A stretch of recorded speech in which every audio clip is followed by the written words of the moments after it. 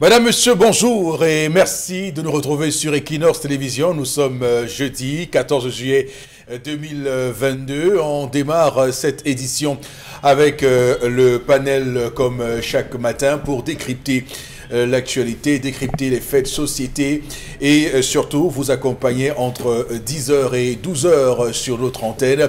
Avec, comme chaque matin, l'équipe est en place, hein, l'équipe est au complet, avec Achille Kamga et Isabelle Carole Zoupette, bon, Bengan Kandje et bien sûr Dominique Audrey Oyengelek. Madame, Monsieur, nos équipes également techniques sont en place. On va rappeler qu'à 10h30 ce sera la colère de Achille Kamga, cette fois-là, la colère de Achille Kamga, une chronique que nous mettrons en perspective aujourd'hui dans cette édition. Et puis, dans un court instant, ce sera l'histoire du jour avec Dominique Audrey Oyengelek à 11h. Ce sera le rendez-vous consacré à la revue des réseaux sociaux, laquelle revue des réseaux sociaux est assurée par Isabelle Carole Zoupette. Et puis, à 11h30, ce sera le rendez-vous de Interpellation. Interpellation, c'est la caméra de Cédric Chouna qui se promène dans les rues du Cameroun, des villes du Cameroun. Donc voilà, le principe est là, est bien établi. On va démarrer avec l'histoire du jour. Dominique Audrey Oyengelek, bonjour à vous. Bonjour Eric Fopoussi, bonjour aux téléspectateurs. L'histoire de ce matin nous vient d'Ebolova. Bonjour à tous, je réside à Ebolova. J'y vis depuis plus de 30 ans déjà. J'y suis née, j'ai sensiblement 32 ans.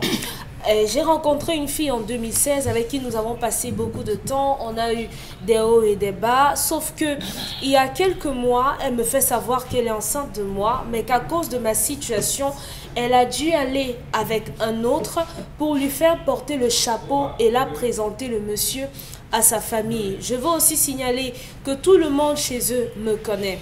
J'ai tout fait pour la persuader que même si je n'ai pas une situation stable, je peux au moins m'occuper d'elle et de l'enfant qui arrive, mais elle a signé un non catégorique. J'ai menacé, j'ai flatté, j'ai tout fait pour qu'elle change d'avis. Rien, jusqu'au point où elle m'a dit qu'elle irait faire l'acte de naissance avec cet homme-là. Aujourd'hui, je ne sais pas vers qui me tourner. Je ne sais pas si je dois retourner poser ce problème dans sa famille où elle m'a présenté comme son petit ami, ou alors je dois y associer des membres de ma famille. Est-ce que je devrais porter plainte au cas où cela arrive, qu'elle donne le nom de mon enfant à quelqu'un d'autre? Honnêtement, je n'ai peut-être rien pour le moment, mais je suis à même de m'occuper de mon enfant. Que faire pour qu'on ne m'arrache pas ça?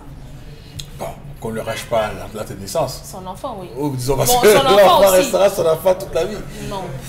Est-ce qu'on va changer les gènes? On ne va pas changer les le gènes, sang mais et ça tout ne le sera reste. pas le sien. Oui, mais... Donc, c'est un bébé qui arrive, qui est disputé. Mais c'est quand même terrible parce que depuis hier, vous nous faites des histoires qui tournent autour de ces naissances et des controverses autour. Là, c'était le nom. Aujourd'hui, oui. C'est l'acte de naissance la paternité. Qui va prendre le rôle de père dans cette affaire. Donc, on va essayer de... Je pense que c'est un phénomène aussi, déjà, on peut l'ériger en phénomène. On observe de plus en plus ces faits, c'est régulier. Si vous voulez, c'est régulier. Oui, c'est régulier. Si je me trompe... De plus en plus, on observe le phénomène d'octroi et de retrait de la paternité des enfants. Je peux décider que Achille a plus d'argent qu'Eric. Oui. Achille a des garanties d'avenir, des perspectives d'avenir beaucoup plus importantes que ce qu'Eric peut m'apporter. Par conséquent, je décide de faire d'Achille le père. Je décide que Achille, comme quelqu'un avait dit un jour, c'est bien que tu aies choisi que je sois le père de ton enfant. Donc c'est la mère qui décide malheureusement ici. Mais on a un père qui est pleinement conscient de ce que c'est lui le père de l'enfant. Et on a dit que non, toi tu n'as rien, vraiment, tu n'as rien. Tu ne peux rien offrir à cet enfant. Sauf que dans tous les cas, c'est deux victimes. Hein. C'est-à-dire que le bonhomme Achille va assumer un enfant qui n'est pas le sien. Et Eric, le bonhomme Eric, malheureusement, aura un enfant qu'il veut bien assumer, mais on lui a refusé. La situation présentée comme ça, elle est claire. Donc ça existe, vous dites, ça existe des femmes qui font ce calcul. Oui, c'est courant. Oui. Aujourd'hui même encore, c'est courant. Oui. Et c'est encore plus grave dans la mesure où elle a dit à... Est-ce qu'on doit utiliser Eric Achille? Elle a dit à Eric que Eric, c'est ton enfant, oui. mais tu n'as rien. Donc, je suis allée avec Achille, j'ai fait des choses avec Achille la même période où je me suis rendu compte que j'étais enceinte de toi. Donc, Achille, dans sa tête, c'est que c'est son enfant. Achille est venu voir mes parents à la maison. Il a ramené du vin rouge, il a ramené du riz, un pagne à maman et tout. Un bon beau-fils qui se respecte. Malheureusement, Eric aujourd'hui dit oui, je n'ai rien, mais qu'est-ce que je dois faire? C'est mon enfant. Ses parents aussi me connaissent. Ses parents savent que j'ai une relation avec leur fille depuis plusieurs mois. Et qu'est-ce que je dois donc faire dans ce cas? Donc malheureusement, Eric, je suis désolée, mais allez attendre que votre enfant vous revienne. Qu'est-ce que vous pouvez faire? Parce que même si vous allez dire à Achille aujourd'hui que c'est votre enfant, il ne vous croira pas. Il vous dira, j'ai partagé l'intimité de Dominique à telle période et logiquement, à cette période-là, quelques temps après, elle m'a fait savoir qu'elle est enceinte. Auquel cas, on va devoir attendre et faire un test de paternité, s'ils en ont bien entendu les moyens. Mais je vois très mal Achille en train de demander un test puisque Dominique lui a confirmé que effectivement c'est ton enfant. Regarde, quand il y a aucun doute. Qui pense qu'il n'y a aucun doute. Oui. D'accord. Alors, bon, Bengan, je commence par vous. C'est vrai que au départ, il y a cette question liée à la paternité. Alors, est-ce que la question que cette fille, cette femme, c'est une fille, c'est une femme, se pose actuellement, c'est une question. C'est une femme. Oui, mais c'est une femme. Non, parce que ça attend un bébé. Parce que là, parce que ça si vous allez dire une fille. Non, mais ça son comportement là-bas, la petite gamine qui ne sait pas ce que c'est que la vie. Excusez-moi, parce que j'avais dit femme, mais je sais pas. Oui, c'est mieux de dire femme. Oui, non, mais elle a un comportement plus gamine. Donc, du coup, voilà. Donc, bon, parce que elle se pose une question qu'elle aurait dû se poser avant de passer à l'acte, non? Moi, c'est ce que je pense, non? Est-ce qu'il est à même d'assumer cet enfant, de lui procurer d'avenir en termes en moyens financiers, en encadrement, en bon père et tout ce qui va avec? Non. Encore que dès qu'on aura défini le bon père, est-ce que le bon père est forcément celui qui a l'argent ou est-ce que c'est celui qui est disposé? Bon, il y a beaucoup de choses à mettre là-dedans. Bon. Non, ici c'est le problème de cupidité qui est en première ligne, l'argent. Mais lorsque je vous dirai que c'est un problème qui a trait à la spiritualité, vous ne me croirez pas. Encore? Oui, tout à fait. C'est un problème qui a trait à la spiritualité. Donc, d'abord, l'actualité nous donne, je pense que la une et le dossier du journal Kalara fait état d'un enfant qui a reconnu lui-même, il a gagné une procédure qui est même allée jusqu'à l'annulation d'un décret du président de la République. Il lui donnait un autre père. Voilà, le journal Kalara qui est en kiosque. Mais de ce cas précis, est-ce que les enfants que nous avons à la maison sont nos enfants? Bon. Voilà, non, parce que vous voulez, oui, absolument. Est-ce que c'est vous qui pensez que les choses qui arrivent sont nouvelles? Il n'y a rien de nouveau sous le soleil. Rien. Est-ce que légitimement mariés, légalement mariés, les enfants que nous avons à la maison sont les nôtres? Alors, si on parle du principe du pater is du code civil, l'enfant est l'enfant de l'époux, hein, du mari. Bon, vous savez, légalement, c'est pas légal. Et voilà, ça veut donc dire que la personne qui va l'épouser aura l'enfant. Bon, vous vous référez donc au code civil. C'est pour ça que je vous dis c'est plus grand que cela. Et on vous dit également que les problèmes de spiritualité ne sont pas des problèmes individuels. Ce n'est pas des problèmes individuels. C'est ça qui crée un imaginaire collectif. Vous voyez comment on spécule. Si on avait résolu ce problème de spiritualité et de religion, on ne serait pas. La fille aurait craint, aurait. Mais maintenant, tout y va. Précisément parce que nous sommes dans un environnement où on dit, mais chacun fait sa vie comme il veut. Chacun fait sa vie. D'accord. Pour le cas précis, je dirais à ce jeune homme, non. Elle a été claire, laisse-la tranquille. Puisqu'on te connaît, tu poses le problème simplement et tu te retournes. Ce n'est pas toi qui es un parent irresponsable. C'est la maman qui n'a pas voulu te donner l'enfant. Tu vas donc faire quoi, le test ADN? Quoi? La maman a dit, c'est elle. Mais tu as la vérité, tu restes. Demain, on ne sait pas jusqu'où ira l'enfant. Comment l'enfant pourrait se comporter demain. Lui veut son enfant. Il ne peut pas, dans les conditions actuelles, il ne peut pas. Dans les conditions actuelles, il ne peut pas. Il va prouver ça comment? Il va prouver comment? Justement, c'est des batailles inutiles actuellement. Et justement, c'est pour ça qu'on vous dit que résolvez vos problèmes de spiritualité. Les enfants que vous élevez chez vous, même lorsque vos propres enfants sont ailleurs, sont qui? Votre propre femme, vous êtes nègre comme nous sommes là. Votre femme vient avec un mulâtre, vous faites comment? Le fils d'Agatha Moudi, vous faites comment? C'est votre, le code civil a... Laissez le code, mais ici donc... Bon, qui laisse donc le code civil résoudre? Puisque lui, la maman... Pour le coup, le Pata IS ne va pas, on va dire, intervenir ici parce que les deux sont mariés. Donc, puisqu'il y a une voie de résolution à travers le code civil, c'est la maman qui décide, non? Qui dit qui a mis la grossesse. Et elle ira déclarer, et voilà, que c'est elle alors que c'est tel autre.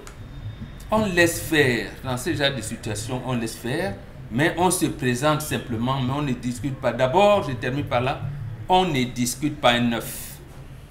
Si vous discutez un œuf, il va se casser. C'est ça donc le problème d'ordre spirituel. On ne discute pas un œuf. Vos propres enfants que vous avez fait avec vos propres organes et tout, peuvent même vous régner demain. Les enfants de quelqu'un d'autre vous prennent en charge. Il y a même un cas comme ça qui traîne à Douala 5e, on a dit. Où les enfants ont abandonné leur propre papa, c'est les voisins leur ont dit vous n'avez pas droit à la dépôt de votre papa.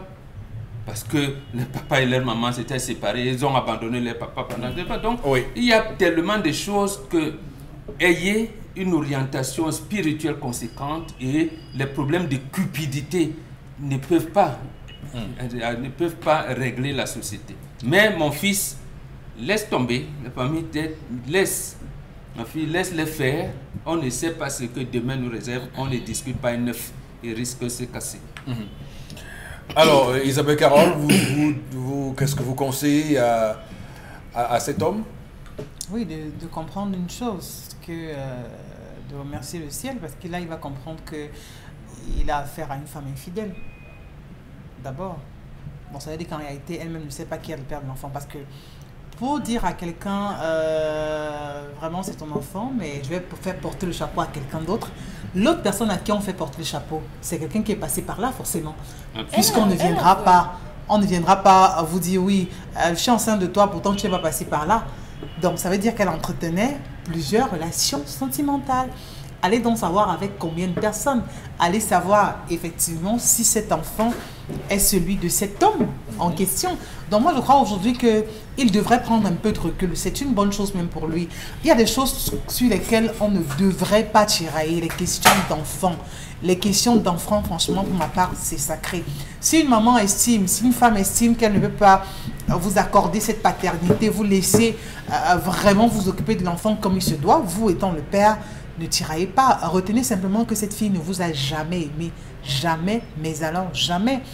Parce qu'à partir du moment où elle prend sur elle d'avoir des rapports sexuels non protégés, elle devrait en principe savoir que la conséquence, vraiment, ou du moins ce à quoi on s'expose, c'est à une grossesse. Donc si elle n'est pas prête à vous accepter comme étant le père de ses enfants, elle ne devrait pas en principe aller jusque-là. Le faire et venir dire par la suite, tu n'as pas le moyen, tu n'es pas celui que je veux, ça veut dire qu'elle ne vous a jamais aimé. Ça ne sert à rien de coller, d'insister. Vraiment, le sentiment qu'il ne faut jamais commander, vraiment, c'est le sentiment d'affection. Les questions d'amour, on ne commande pas ça. On ne supplie pas une femme d'aimer, on ne supplie pas un homme de nous aimer. Il ne faut pas le faire parce que demain, on aura du mal à supporter la décharge qui va suivre après. Ce sera les chantages par-ci, par-là. Donc, que le jeune homme se ressaisisse, on peut comprendre que ce soit douloureux pour lui, c'est son premier bébé, il veut vraiment avoir cet enfant, pouvoir... Et puis, il m'a l'air d'un homme bien. Il a l'air de quelqu'un de battant, c'est-à-dire que... C'est parce que, elle a l'air avec Eric, mais je trouve que... Eric est battant. C'est parce que vous allez dire que c'est Eric.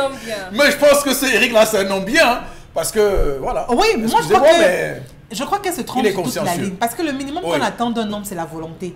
Quand un homme a la volonté, croyez-moi, il est prêt à aller jusqu'au bout. Il est prêt à se battre pour cet enfant. Il y a des jeunes filles qui tombent enceintes et dont le jeune homme refuse catégoriquement. Il dit c'est pas de mon enfant, ou alors il dit va avorter, je ne suis pas prêt à recevoir cela, qu'est-ce que ma mère va dire, qu'est-ce que X va dire, non je ne suis pas encore prêt à être papa et tout.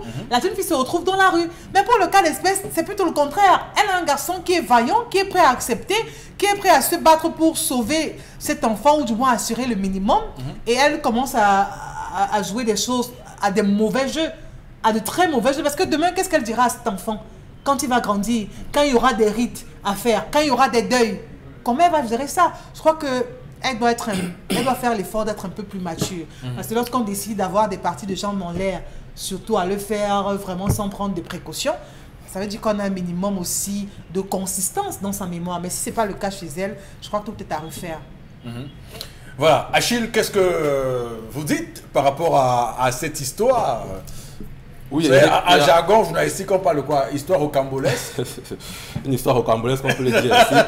Mais je voudrais dire 2 ou 3 choses sur cette affaire. Vous savez, il y a des choses qui nous arrivent souvent dans la vie et puis on dit c'est la sorcellerie, c'est la spiritualité, mais il y a des malédictions naturelles. Vous voyez une femme qui va avec plusieurs hommes au même moment et puis elle décide parmi les hommes avec qui elle allait, celui le plus nanti, elle décide de faire de lui le père. Vous voyez un peu la cruauté, à quel niveau la femme peut pousser le bouchon assez loin. Et ce qui est quand même le comble, c'est qu'elle dit à l'un d'eux, en l'occurrence Eric, pour prendre l'exemple de... Oui, restons sur cet exemple. Oui. Elle dit carrément à Eric, c'est toi le père de l'enfant. C'est-à-dire qu'elle est convaincue qu'Eric est le père de l'enfant et puis elle le flanque au visage. Mais tu ne seras pas le père, c'est-à-dire que tu es le père biologique. Elle dit que tu n'as rien. Mais tu ne le reconnaîtras pas comme ton enfant parce qu'effectivement, tu n'as rien. Et elle choisit donc, enfin on a dit moi, Achille. Elle choisit Achille pour faire de lui le père parce qu'Achille a des moyens. Vous voyez comment elle s'attire. Ça le reconforte Achille. Non, du coup, il est reconforté. Non, en fait, Achille le porteur, Achille. Les gens me font juste rire, mais c'est une histoire qui ne fait pas rire, ma foi. Ok, d'accord. Parce que, vous voyez, et puis on va arriver à un niveau, parce qu'elle a choisi Achille qui a beaucoup d'argent, ou quand à un moment donné il y aura un problème entre elle et Achille, elle va le balancer au visage, bien lui balancer au visage que tu fais ça alors que ce n'est même pas ton enfant. Tu sais comment on fait. Tu vois, tu sais comment on fait un enfant parce qu'elle sait que ce n'est pas l'enfant d'Achille, c'est l'enfant d'Eric. Donc elle peut faire ça? Voilà autant de choses. Si déjà elle est capable de dire à Eric que c'est ton enfant, mais tu ne le reconnaîtras pas comme tel, l'enfant sera l'enfant d'Achille. Non, ben parce que elle me semble un jour dire à Achille, écoute, ce n'est pas ton enfant parce qu'ils ont un problème. Vous savez, la femme, elle est comme ça. Hein. Ou bien qu'Achille chute. Voilà, si l'hypothèse. Imagine. autant de choses. Donc, moi, je dis, les femmes sont des éternelles insatiables, on le sait. C'est un secret de Polichinelle. Elle va avec Eric, parce que Eric, certainement, lui plaît. Eric, c'est un beau garçon, c'est un mignon garçon.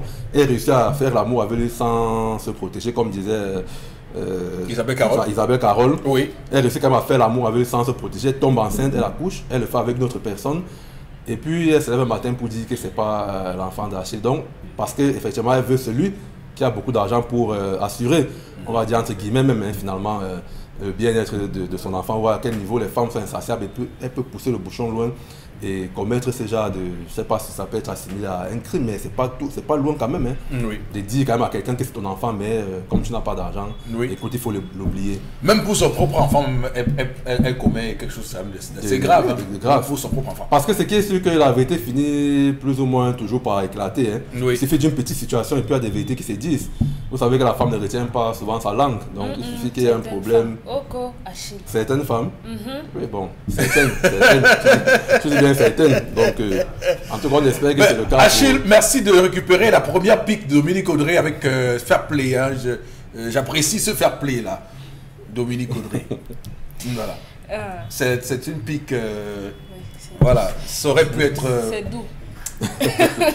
On appelle ça quand tu crois un baptême. Voilà. Oh, certaines femmes. Le bisutage. Oui, certaines femmes. Certaines femmes. Bon, toutes les femmes. Certaines femmes. Toutes les femmes. On fait quoi? Je sais. Vous ne sais pas. Bon, vous dites certaines femmes quoi? Bon, toutes les femmes quoi? Je répète ce que vous avez dit, certaines femmes. Certaines femmes ont la langue pendante. Les langues de vipère. Oui, alors, Dominique Audrey, monsieur, vous avez la parole. Vous ne me posez pas de questions? Une question. Pourquoi pas? Allez-y. À la femme, à la place, je vais vous dire qu'à la femme de cette place. À la place de cette femme, qu'est-ce que vous aurez fait? Ah, c'est compliqué, c'est compliqué. Je sais que les gens le prendront de façon tordue, mais on a tous des envies de vie épanouies. On a tous humainement envie d'une vie confortable. On a tous envie d'avoir des garanties de pouvoir manger demain, se vêtir, se lotir, être à l'aise demain, surtout quand on sait quels sont les modèles de réussite que la société nous présente aujourd'hui. Donc, lorsqu'on tombe sur une femme qui a ce genre d'aspiration, il faut d'abord comprendre que la société nous conduit, nous prête à ça. Maintenant, il est question de savoir comment est-ce qu'on constitue son patrimoine richesse. C'est ça le problème. Le mototaximan qui m'a conduit ce matin avait sensiblement le même problème. Parce qu'on a fait imaginer tout le long trajet. Il a raconté ses déboires. Oh, ma copine m'a barré pour un anniversaire et tout. Parce que j'ai pas d'argent, machin et tout. Un quoi, anniversaire? Qu'est-ce que c'est passé anniversaire? Il ne l'a pas invité. J'aime le Congo, ça, vous savez. Je sais. Qu'est-ce que c'est passé anniversaire? Je sais comment vous attirez. Elle ne lui a pas... Il ne l'a pas invité à la rue de la Joie comme prévu pour son anniversaire. Oh, d'accord. Il ne s'est pas déplacé. Il lui a dit vraiment, je dois continuer à la fin de la semaine, donc permet que je travaille au moins toute cette semaine pour pouvoir... Non, vraiment, tu as refusé mon anniversaire, je ne te veux plus, je te barre et tout. Donc, c'est à peu près ça. Et si on voit avec qui elle est partie ce fameux jour. Ce fameux jour. Donc, voilà un garçon qui essaye de payer les factures, qui fait tout, mais la fille lui fait voir des vertes et des pas mûres. Oui. Moi, je lui ai dit, la première erreur, c'est pareil pour le monsieur d'aujourd'hui, la première erreur que vous avez commise a été de montrer à votre vis-à-vis, à votre petite amie, qu'elle était le centre de votre univers. Si elle n'est pas là, vous n'allez pas vivre, vous n'allez pas respirer. C'est interdit d'aimer. Mais vous voulez quoi faire? Non, c'est bien d'aimer. Vous voulez quoi à la limite? Non, ce que je dis, c'est que la femme a cette tendance-là. Lorsqu'elle se rend compte que vous l'aimez et qu'elle a réussi à mesurer le degré d'amour que vous pouvez lui porter, elle va vous dire et vous faire n'importe quoi. Quel est le courage? Je veux dire que c'est quelle herbe qu'une femme peut bien fumer pour venir dire à son gars... En tout cas, herbe non séchée. Ah, c'est sûr. Oui. Comme tu vois là, je suis enceinte de toi, mais je suis allée faire des choses avec Achille et c'est Achille qui sera le père de ton enfant. Il faut avoir beaucoup de courage. Je veux dire qu'il faut savoir que cet homme-là vous aime plus que sa vie pour pouvoir encaisser ce genre de choses. C'est pour ça qu'il est important, même quand vous aimez une femme, de le lui faire savoir à dose homéopathique, à petite dose, de façon séquencée. En tout cas, de brouiller les pistes. Voilà. J'appelle ça vous brouiller les pistes. C'est mieux. C'est mieux de le faire. Parce que ce garçon a montré tout son être. Cette fille sait à quel point il est bien, mais il n'a pas suffisamment de moyens. Certainement, il est fabricant de parpaings. Et on sait que les garçons qui travaillent dans les fabriques de parpaings peuvent travailler sensiblement 2500 la journée. Je prends simplement, parce qu'il a dit qu'il se débrouille, il ne fait pas grand-chose. Donc, on ne va pas dire que c'est quelqu'un qui a un emploi de 100. Voilà. Pour l'instant. Donc, je prends un petit métier pour dire que le monsieur ne fait pas grand-chose. Peut-être il fait les cours de répétition et il n'a pas grand-chose. Mais il me semble avoir un grand potentiel. Ah oui, il me semble avoir un grand potentiel. T'as l'esprit. Ah bon, peut-être. Il a un très grand potentiel. Et parfois, il faut épouser le potentiel et pas forcément ce qu'il y a après. Voilà. Oui. Donc, ce garçon, je suis désolée, il faut passer à autre chose. Vous l'aimez peut-être, c'est votre enfant et tout, mais l'enfant va vous chercher. Parce que vous le vouliez ou non, les enfants dont les pères sont généralement absents, on a toujours un voisin dans l'entourage qui, lorsque votre enfant aura un certain âge, va lui dire « Est-ce que tu sais que ton père habite là-bas au marécage, là-bas en bas ?» Il y aura un voisin qui dira à votre fils « Votre père habite dans tel quartier à Ebolova. Allez rencontrer cette maison ou bien voilà votre tante. » Peut-être c'est à cet âge-là que votre enfant va vous chercher. Et maintenant, dire aux jeunes filles que c'est bien beau de vouloir un homme qui a tout, qui est déjà accompli, qui est bâti et tout.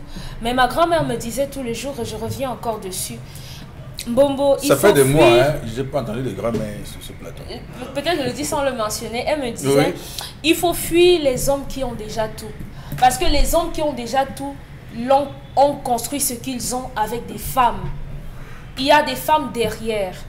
Donc, chercher un homme, accepter d'endurer.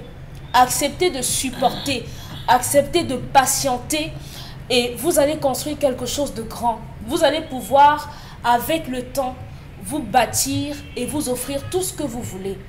Tout ce que vous voulez. Un homme qui vit à Ebolova, je suppose qu'il y a des champs. Bon, on va dire que je suis omnibulée par l'agriculture, c'est comme ça.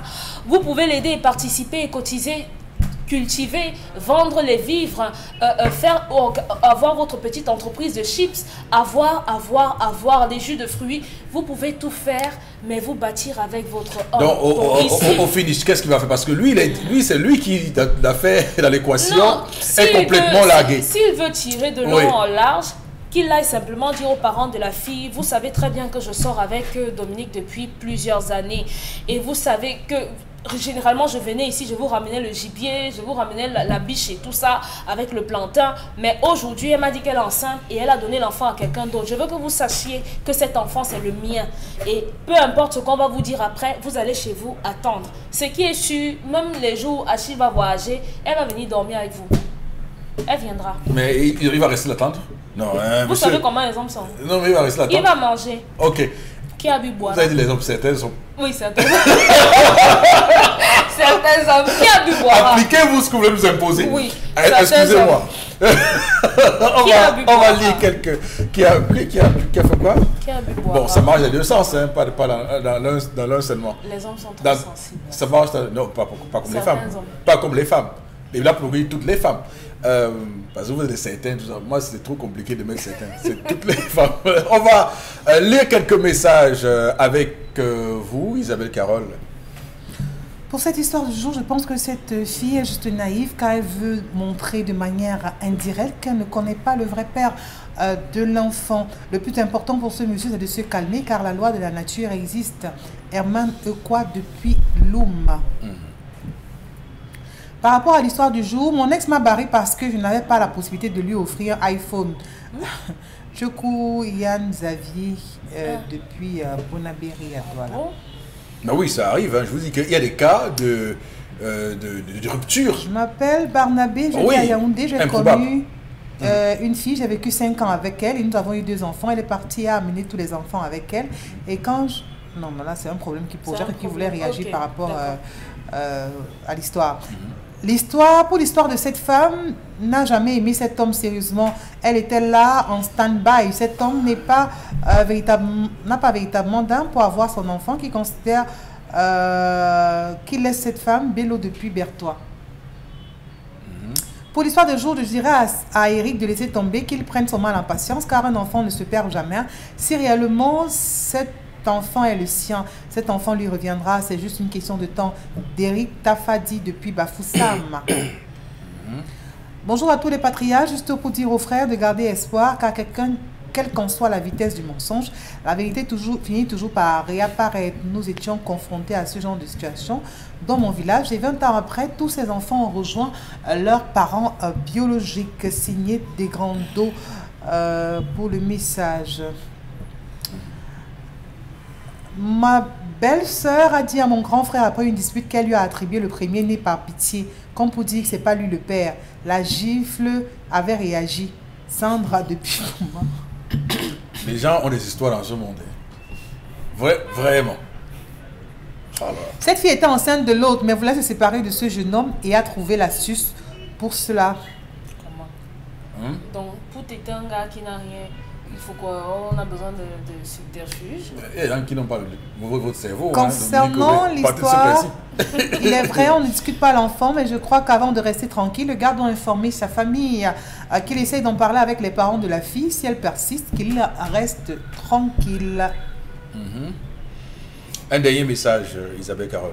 Le gars là, quel problème? Il n'a qu'à attendre l'enfant naître pour faire le test de paternité et voir s'il est véritablement le père de cet enfant. Pour l'instant, entre ce que la fille lui a dit et est en train de faire, ses parents savent ce qui se passe. Armel Nana qui envoie la réaction. Si c'est au niveau de sa bourse, hein, vraiment, c'est pas ça la question. La question n'est pas de voir si c'est lui ou pas le père. Ou même qu'il ne sait pas le père, c'est qu'on lui refuse, que ce soit lui ou pas. On a dit que tu n'as pas pour toi. Qu'il reste tranquille, c'est tout. Voilà, donc on va forcer ça. Un peu essoufflé après ces 30 premières minutes. J'espère qu'on va y arriver. Voilà. J'espère qu'on va y arriver. On va, madame, monsieur, prendre Une courte transition pour la colère de Achille Kamna.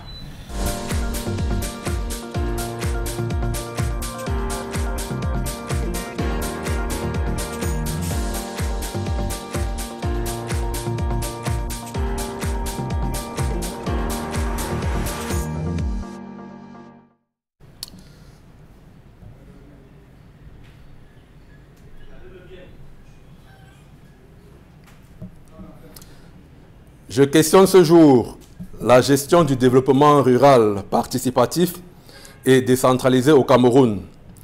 Après l'échec des politiques de développement mises en place depuis les années 1960 dans les pays africains subsahariens en général, par les bailleurs de fonds, des interventions de la communauté internationale ont pris une nouvelle approche depuis le début des années 2000. Il s'agit du développement décentralisé participatif qui implique les communautés et les collectivités dans la détermination des projets prioritaires, ainsi que dans la création de la prospérité et le renforcement des moyens d'action. Comment comprendre que 22 ans après son lancement, le développement participatif décentralisé reste et demeure un slogan de discours politique et administratif sans aucune forme concrète sur le terrain? Que sont devenus les programmes gérés par le PNDP, l'AFD, l'Union européenne, la Banque mondiale, le KfW, le Fonds européen de développement, et j'en passe? Pourquoi l'État continue-t-il à être omniprésent et à solliciter la participation de chaque citoyen? Comment comprendre la non-matérialisation de la décentralisation avec la confiscation des décisions et politiques au niveau du gouvernement? Comment comprendre que les budgets soient entièrement consommés, pourtant les mêmes problèmes demeurent? Comment comprendre qu'on affirme l'implémentation d'un développement participatif en zone rurale alors qu'il s'observe sur le terrain l'absence d'une stratégie nationale d'aménagement du territoire et de gouvernance foncière? Mauvaise adéquation entre les exigences de gestion durable et d'utilisation des ressources à des fins économiques. Capacité de gestion, de contrôle et de suivi des ressources naturelles limitées. Manque de traduction de la volonté politique en stratégie de développement participatif. Faiblesse des capacités d'anticipation et de planification à long terme. Synergie intersectorielle et interbailleurs insuffisante. Environnement fiscal peu incitatif aux investisseurs dans le secteur rural et retard dans la finalisation du document de fiscalité incitative qui a entraîné la non-prise en compte dans la loi des finances 2013. Interférence des rôles et conflits de compétences entre divers ministères sectoriels, notamment dans la gestion des ressources forestières, le développement durable, la commercialisation du bois. Faiblesse de la maîtrise d'ouvrage par les ministères techniques, limite du cadre juridique concernant le statut de l'agriculteur et des ouvriers agricoles, ainsi que les services vétérinaires. Cadre juridique incomplet et ou inadéquat en matière de foncier et d'aménagement du territoire. Normalisation et contrôle insuffisant de l'application des normes existantes. Le transfert des compétences demande aussi un transfert de moyens. Or, le gouvernement central, par réflexe ou par cynisme, veut à tout prix avoir la main sur les moyens. Comment comprendre qu'on affirme l'implémentation d'un développement participatif en zone rurale, alors que sur le terrain, les populations rurales sont formées d'actifs vieillissantes, l'exode rural est accentué, les conditions de vie difficiles avec un accès limité aux principales commodités liées à la santé et à l'éducation qui sont accentuées. Le niveau de revenu est bas, incertain et lié aux emplois informels.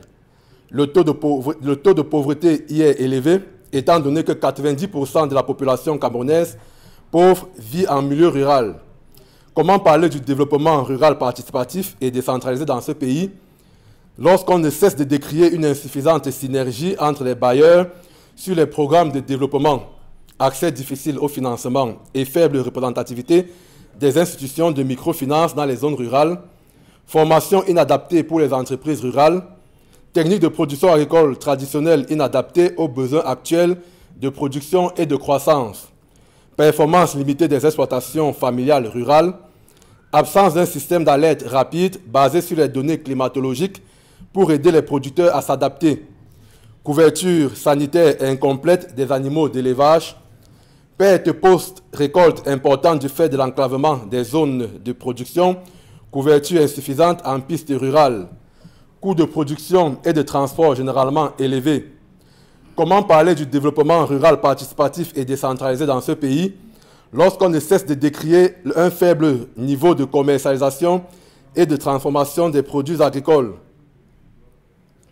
Développement insuffisant des infrastructures collectives, faible suivi de la performance des exploitations agricoles et forestières par les pouvoirs publics, faiblesse de l'interprofession qui n'est structurée que pour 2 filières, café, cacao et aviculture notamment, faiblesse de la gestion participative pour l'entretien des infrastructures collectives par des groupes d'usagers, partage insuffisant des bénéfices du secteur forêt-faune avec les communautés rurales, échanges commerciaux insuffisants développés, émergence ou réémergence des zoonoses, porosité des frontières aux médicaments vétérinaires de contrefaçon et au mouvement de bétail incontrôlé, changement climatique mal connu et dont les conséquences ne sont pas maîtrisées, notamment sur le calendrier agricole, accord de partenariat avec l'Europe défavorable aux filières de production et aux filières de production nationales, c'est-à-dire obligation d'ouverture des marchés intérieurs pour les produits alimentaires de base, accaparement des terres, des ressources naturelles et des opportunités d'assistance par des investisseurs étrangers, des élites locales qui peuvent désavantager les populations rurales pauvres, non propriétaires de terres.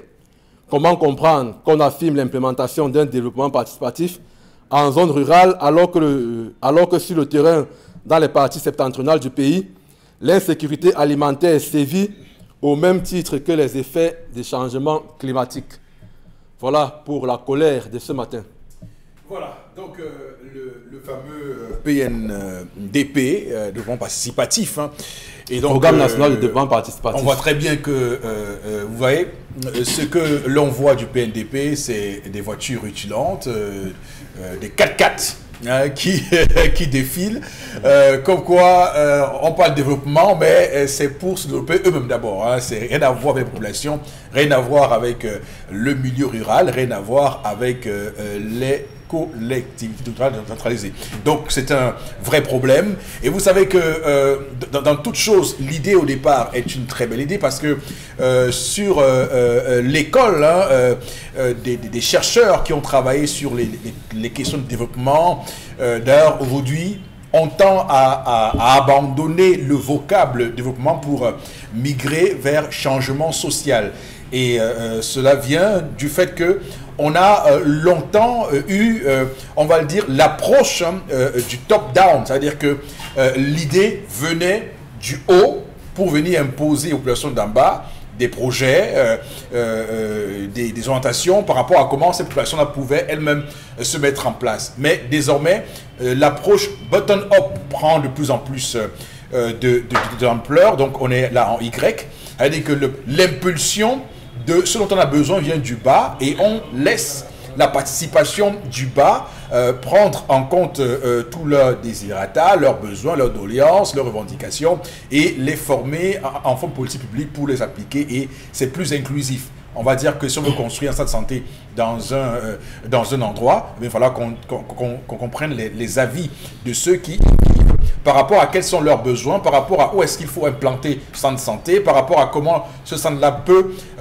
voilà, venir compléter ce qu'ils ont déjà comme vie dans leur communauté.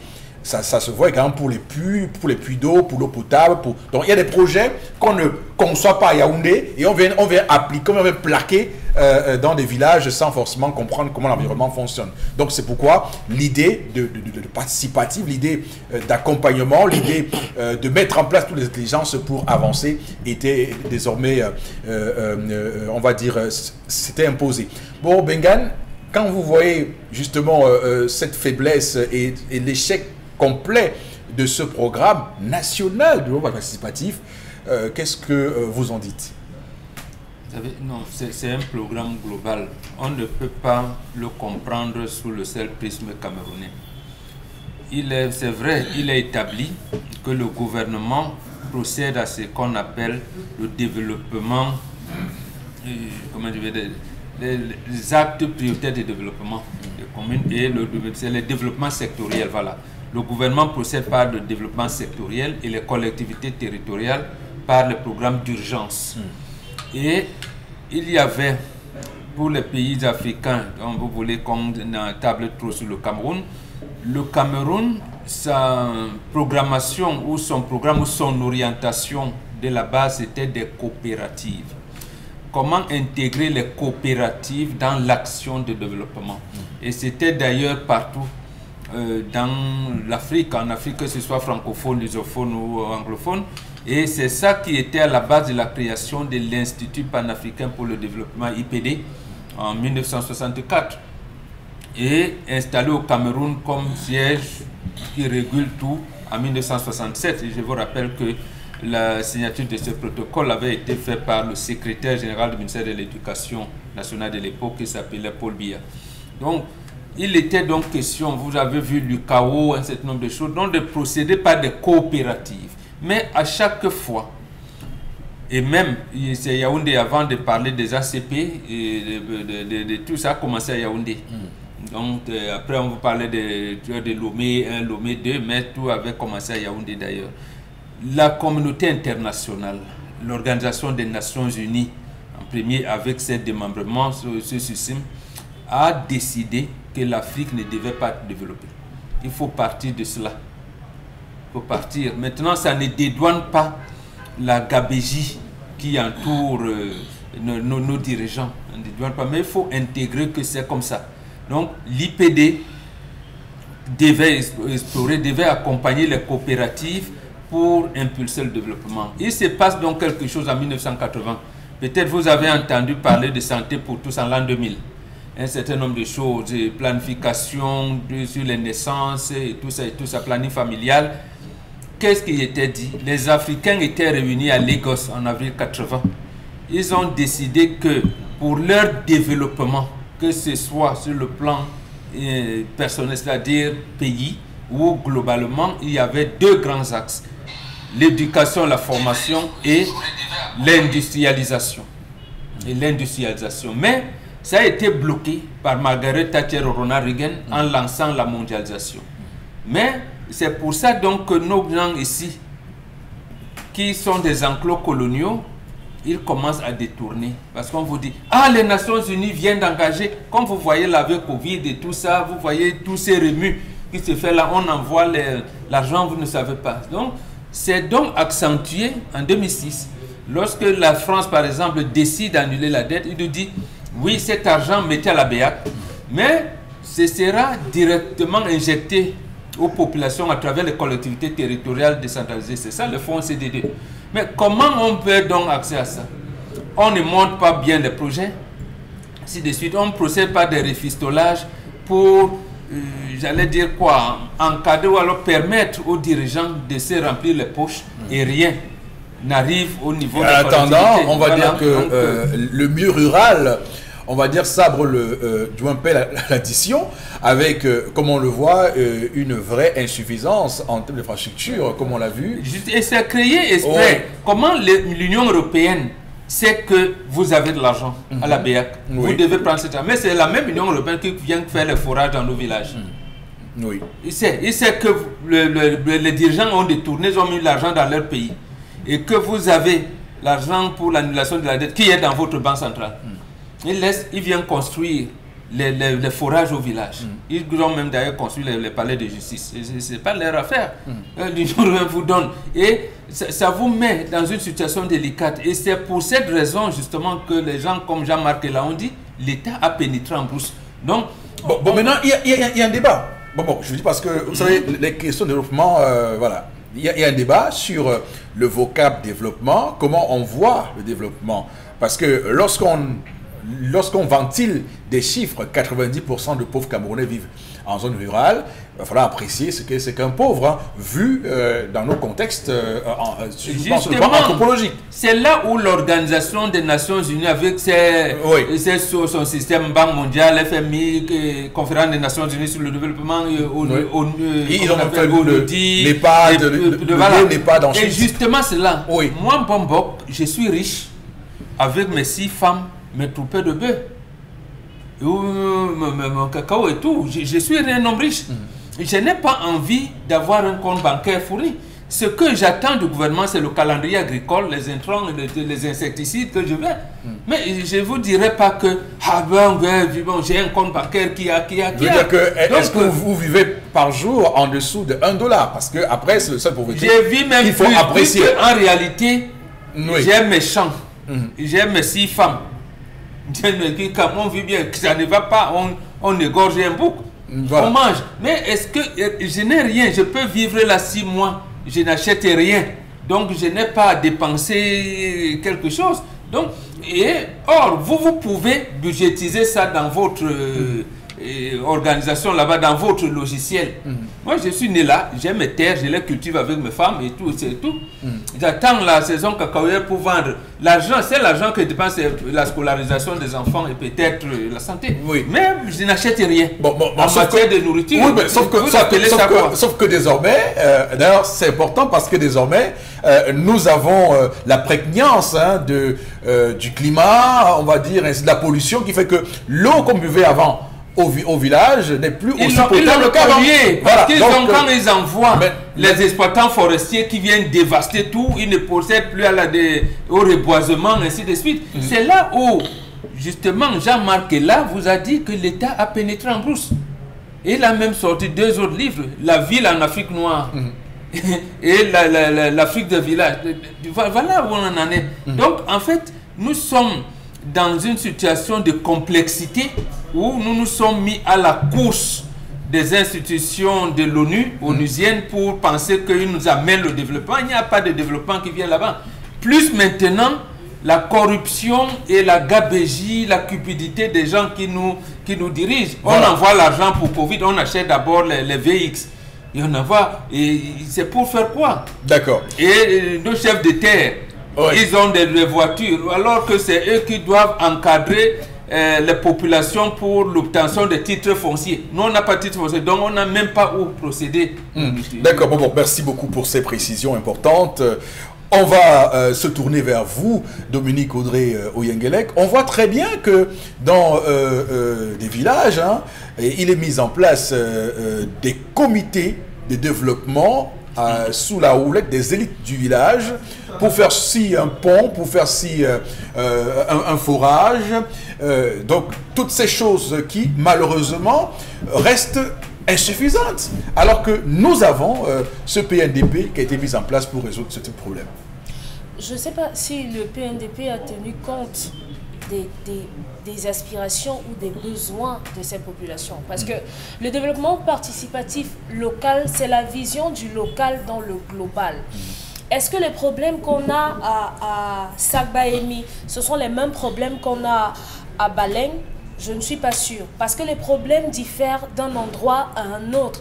Et lorsqu'on dit participatif, c'est justement pour que les populations de là-bas disent ce dont elles ont besoin pour pouvoir atteindre ce qu'on peut appeler développement.